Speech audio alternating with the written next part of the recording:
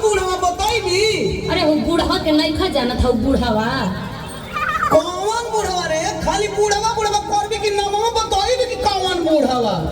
अरे हो अरे नहीं हो। अरे तब का भइल रे? सुना ए दीवाना बबुआ। अच्छा सुनाओ। अब सुने के बाकी न रह गई बा। गईली नजर झरावे हो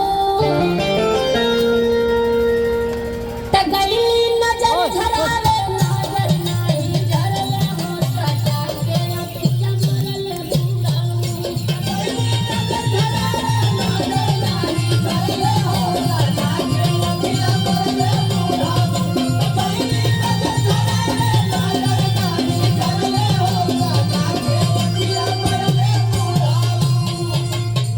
अरे जवाना। हाँ बाबा बोलो।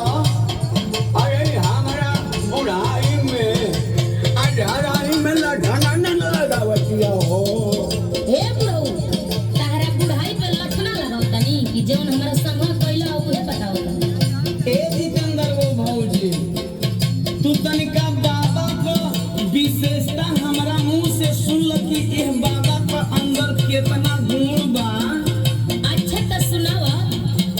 ओइसे तारा बाबा की विशेषता के बारे में हम जानत तानी लेकिन तू सुनाइए ना। अच्छा त ये भौजी, अब तो हमरा बाबा का विशेषता सुनो कि हमार बाबा में कौन कौन गुण भरल बा। फेर ना लगे नजरिया हो, फेर ना लगे नजरिया, देख के एक बेरा झरले हो गलती से अखियां मारले बूढ़ा। फेर ना लगे नजरिया, देख के एक बेरा झरले हो गलती से अखियां मारले बूढ़ा। फेर ना लगे नजरिया, देख के एक बेरा झरले हो गलती से अखियां मारले बूढ़ा। अरे गाय भर